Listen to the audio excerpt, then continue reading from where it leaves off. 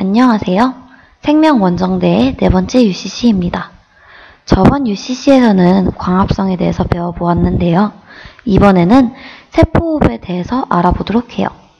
자, 그럼 먼저 다들 기지개 한번 쭉 펴고 시작해봅시다. 방금 여러분이 핀 기지개도 에너지가 있어야만 필 수 있어요. 우리가 생활에서 하는 모든 운동도 에너지가 필요하죠. 물론 운동을 하지 않고 가만히 앉아서 숨만 쉬어도 우리 몸은 여기저기서 에너지를 사용해야 해요. 그럼 이 에너지는 도대체 어디서 나는 걸까요? 이 궁금증을 풀기 위해서 우리는 세포호흡을 알아보아야 해요. 세포호흡은 산소와 포도당을 이용하여 에너지를 만들어내는 생체 내 반응이에요. 저번 수업에서 광합성을 통해 빛 에너지를 포도당으로 바꾼 거 기억하나요? 세포호흡은 이 광합성의 정반대인 반응이에요. 그럼 동화작용이었던 광합성과 반대로 세포호흡은 과연 무엇일까요? 맞아요. 이화작용이에요. 우선 생체 내에서 가장 많이 쓰이는 에너지원인 ATP에 대해 알아보도록 해요. ATP는 영어로 아데노신 트라이포스페이트라고 부르는데요. 여기서 아데노신은 아데닌과 리보스를 합친 것을 말해요. 그리고 이 아데노신에 고에너지 결합이 가능한 인산을 3개 더해주면 ATP가 생성됩니다. 그럼 ATP는 어떻게 사용해야 될까요? 바로 인산기 하나를 뗐다 붙였다 하면서 사용해요. ATP에 물을 더해주어서 가수분해를 해주면 인산 하나가 떨어져 나오는데 이게 바로 에너지 분출이에요. 자, 그럼 ATP도 알았겠다. 세포호흡의 단계를 살펴보도록 해요. 단계로는 제일 먼저 해당 작용, TCA 회로, 그리고 마지막으로 전자 전달계가 있어요. 이 중 해당 작용에서는 산소가 필요하지 않아요.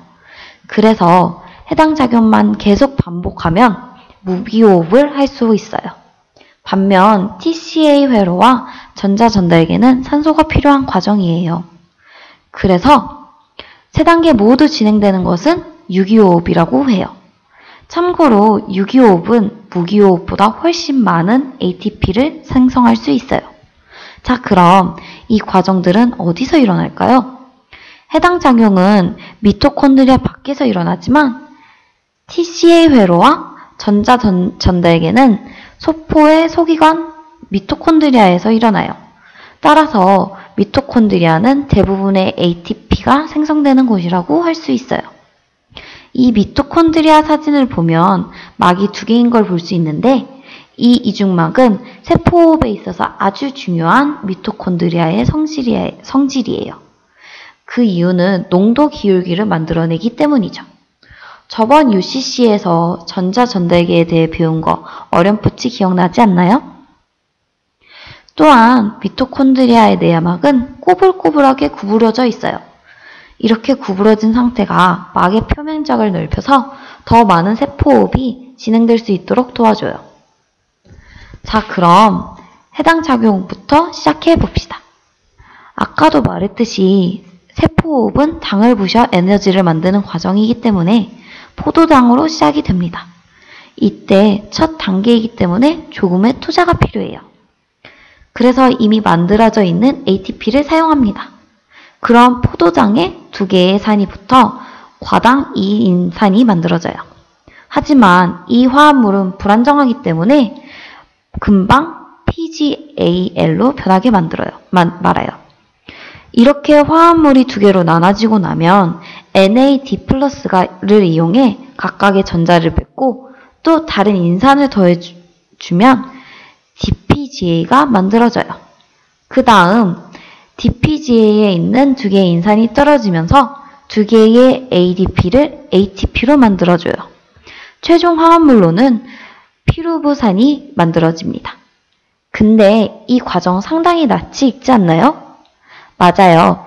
바로 광합성이 뒤집어진 반응이에요. 피루부산과 과당 2인산만 제외하면 상당히 비슷한 반응이기 때문에 외우기도 쉬울 거예요.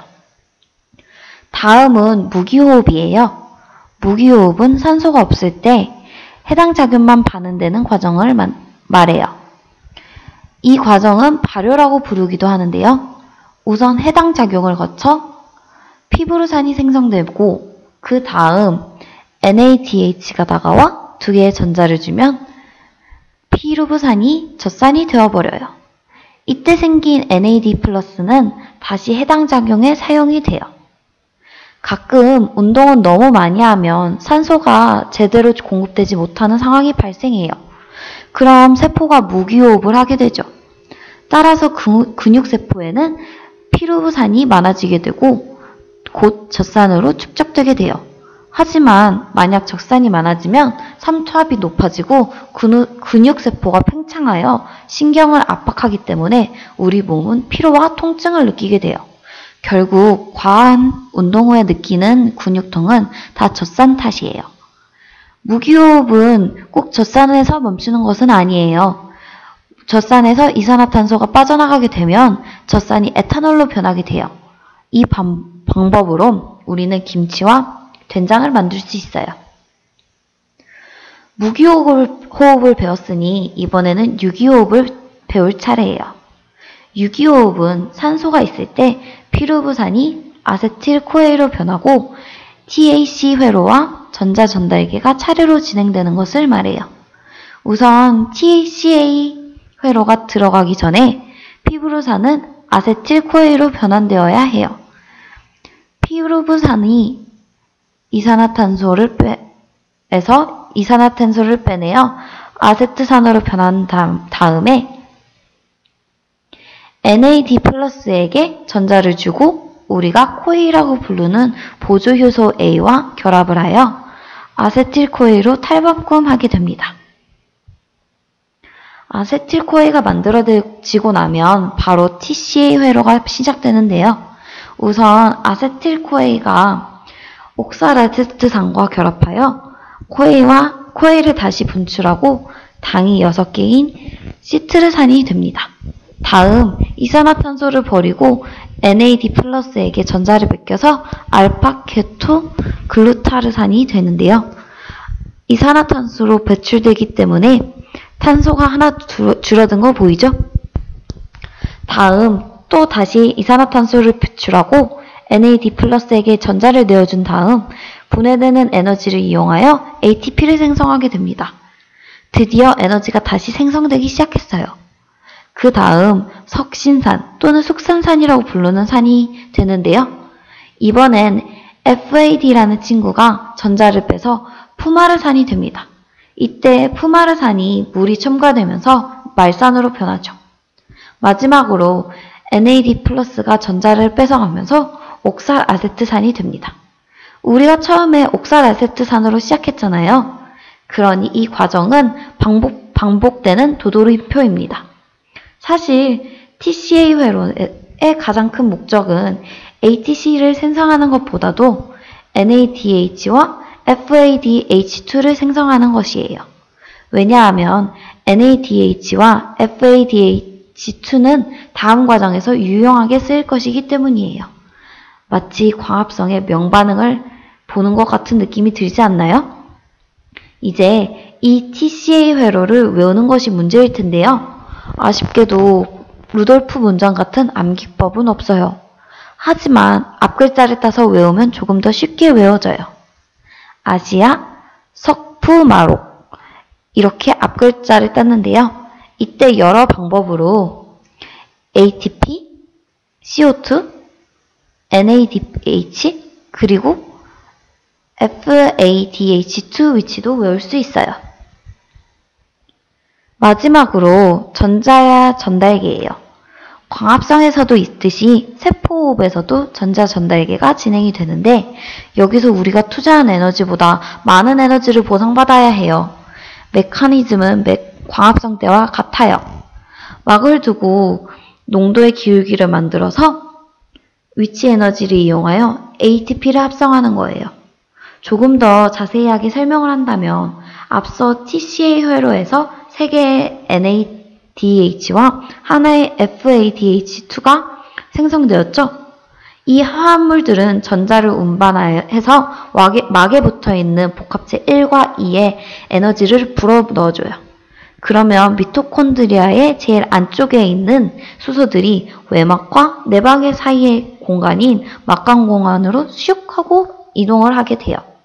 이러한 수소의 움직임이 복합체 1, 2, 3, 4 전부에서 일어나게 되는데요. 이때 복합체 1에는 NADH를, 복합체 2에는 FADH2를 이용한다는 특징이 있어요. 전자들은 복합체를 건너가며 계속 이동을 하게 되고요. 마지막에 기다리고 있던 H2와 결합해서 물이 생성돼요. 이제 왜 이 과정이 산소가 필요하고 유기호흡이라고 불리는지 알겠죠? 마지막으로 복합체 5인 ATP 합성효소가 농도 기울기를 이용하여 수소를 다시 기질로 내릴 때 위치 에너지가 분출되어 ADP가 ATP가 될 수 있도록 도와줘요. 이 과정에서는 앞전 과정과는 비교가 되지 않을 정도로 많은 ATP가 만들어집니다. 이렇게 세포호흡의 설명도 모두 끝이 났어요. 긴 설명 들어주느라 정말 많이 수고했어요. 제 설명이 생명 공부를 하는데 조금이나마 도움이 되었으면 좋겠네요. 이로써 저의 UCC는 끝이 났는데 앞으로 2개의 UCC가 더 남았으니까 열심히 들어주세요. 고마워요.